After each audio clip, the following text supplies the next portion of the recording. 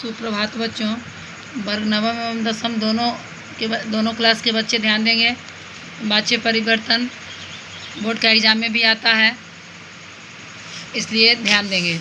देखिए, वाच्य, सबसे पहले वाच्य का मतलब क्या होता है? तो वाच्य का शाब्दिक अर्थ होता है, वाच्य का मतलब होता है बोलने का विषय।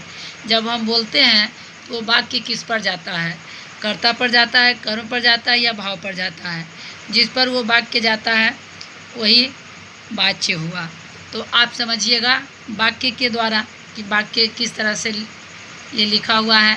देखिए, सबसे पहले वाच्य की परिभाषा तो आप जानते हैं कि क्रिया के जिस रूपांतर से यह जाना जाए कि क्रिया द्वारा किए गए विधान या क्रिया द्वारा कही गई बात कर्ता है, बात का विषय जो है, मुख्य विषय कर्ता कर्म है या भाव है, उसे वाच्य कहते हैं।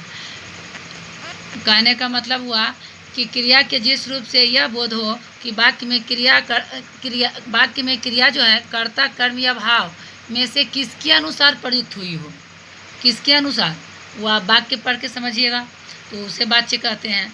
अब जानते हैं वाच्य के कितने भेद हैं? तो 3 भेद हैं, कर्तृवाच्य, कर्मवाच्य और भाववाच्य। तो कर्तृवाच्य किसे कहते हैं? कर्तृवाच्य की परिभाषा, जिस वाक्य में वाच्य बिंदु कर्ता है उसे कर्तृवाच्य कहते हैं। तो वाच्य बिंदु कर्ता का मतलब क्या हुआ कि जिस वाक्य में कर्ता उद्देश्य का कार्य करता हो और क्रिया कर्ता के अनुसार हो।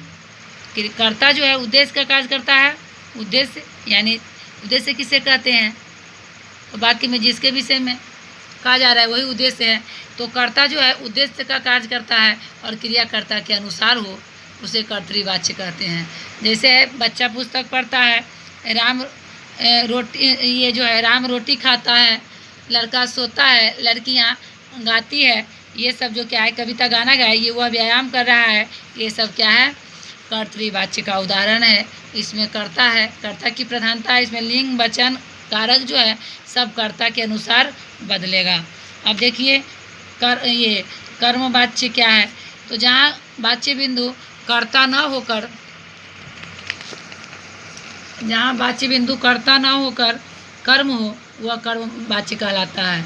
तो वाच्य बिंदु कर्ता न होकर मतलब समझिए कि जिसकी प्रधानता जहाँ होती है, जहाँ वाच्य बिंदु कर्ता न होकर कर्म की प्रधानता होती है, कर्मवाच्य कहते हैं। जिस वाक्य में क्रिया कर्म के अनुसार हो और उसका लिंग वचन और कारक जो है ये सब कर्म के अनुसार बदलेगा। जैसे रोटी राम से खाई जाती है, यहाँ देखिए राम रोटी खाता है, तो राम पुल्लिंग है तो पुल्लिंग के अनुसार ता है, यहाँ रोटी खाता है। लेकिन रोटी जो है राम से खाई जाती है या राम के द्वारा खाई जाती है, तो यहाँ कर्म के अनुसार इसका बदला।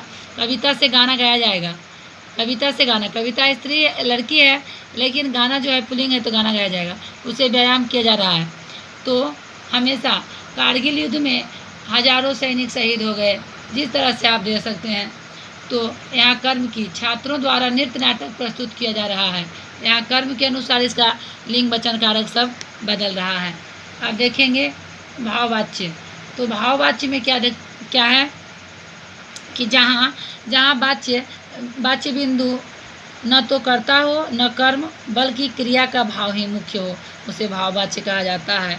यहाँ जिस वाक्य में न कर्ता न कर्म की प्रधानता बल्कि क्रिया का भाव ही मुख्य हो, उसे भाववाच्य कहा जाता है।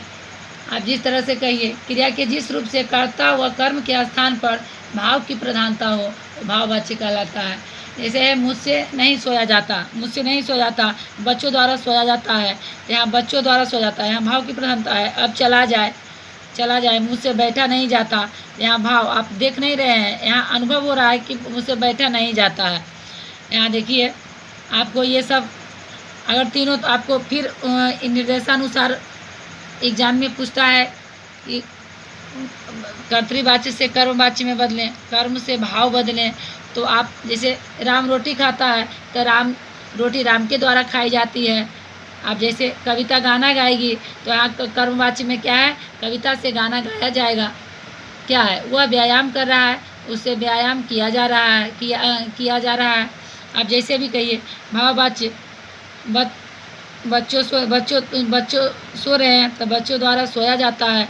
अब चला जाए, तो इसी तरह से आप चेंज करोगे। कर्तृवाच्य से कर्मवाच्य। देखिए वह खाता है तो भाववाच्य में उसे खाया जाता है। मैं सवेरे नहीं उठता, मुझसे सवेरे नहीं उठा जाता। इसी तरह से अगले वीडियो में आपको बदलने के लिए मिलेगा निर्देशानुसार।